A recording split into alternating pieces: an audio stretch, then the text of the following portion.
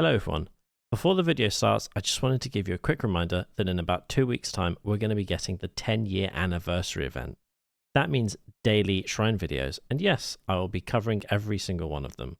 So if you're thinking about using your shards, don't. Save them for the event. There's going to be sales for all kinds of things like characters, perks, more shrines, you name it.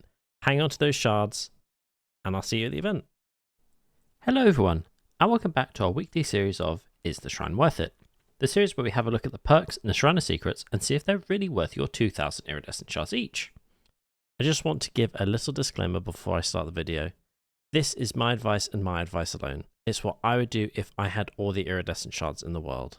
If you find yourself without shards or want to hang on to what you've got for good perks, I would highly recommend only picking up perks that I rate 8 out of 10 or higher.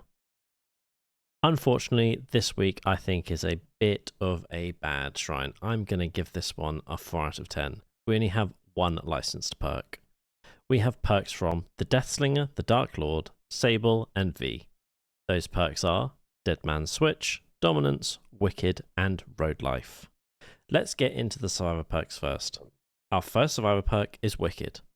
While in the basement, you can unhook yourself. Whenever you are unhooked, you see the killer's aura for 18 seconds. This is what it looks like in-game.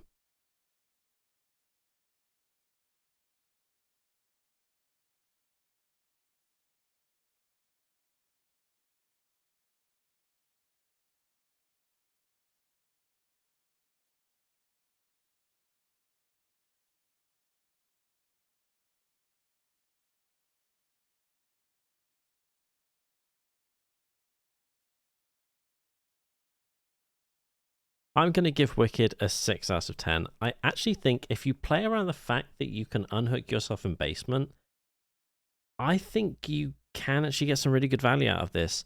Also, 18 seconds of killer aura is a heck of a long time. I mean, that gives you so much time to maybe put yourself on the opposite end of the map and start a gen on there. Or if you've been unhooked and it's the end game, you can see where the killer is.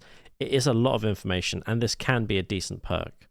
Unfortunately though, Sable is not either a new survivor and is not licensed. So I would say it's much better value if you just pick Sable up in full and then you get all 3 of her perks and a brand new character instead. Our second survivor perk is Road Life. While injured, not broken, and repairing a generator, whenever you hit a basic great skill check, you earn 1 token. Wherever you miss a basic skill check, you lose a token.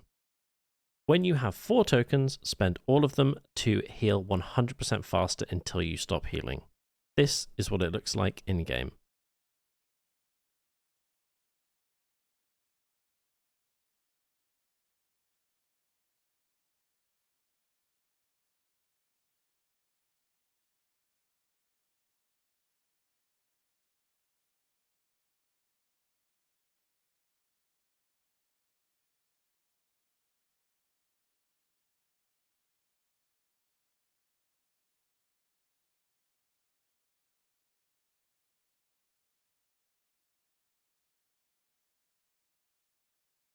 I'm going to give Road Life a 3 out of 10. I can see maybe a very advanced player could get some value out of this, but getting 4 tokens worth of great skill checks while not missing a single skill check, that is really difficult. And also 100% faster healing, just bring a med kit that's got some boosts on it. Honestly, it's better. Or you could bring Botany as well. That will increase your percentage of healing faster. I really don't see a world where you'd ever want to run this in your build. Like always, correct me if I'm wrong in the comments, but I can't see myself running this perk. I tried it in a game. It just feels risky being injured for as long as you are to make this perk work for very little payoff. Also, V is not licensed. She is one of the newer characters, so her perks are still kind of worth it from the shrine, but this one is definitely not. Stay well away from this in the shrine. Let's move on to the killer perks. Our first killer perk is Dead Man's Switch. When you hook a survivor, the first time a survivor stops repairing a generator, it is blocked for 35 seconds. This goes on a 35-second cooldown. This is what it looks like in-game.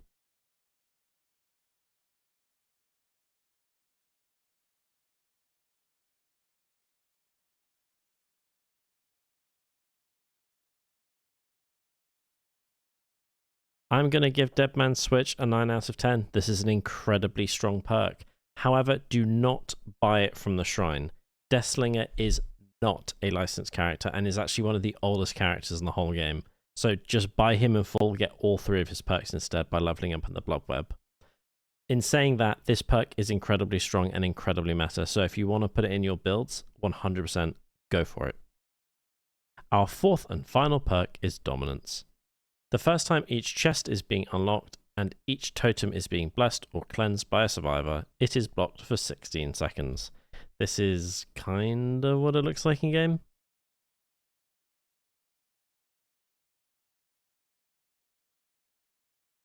Alright, look.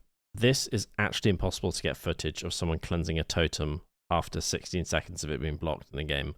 I cannot get footage of it. I've tried. It's impossible. I'm also going to be giving this a 2 out of 10.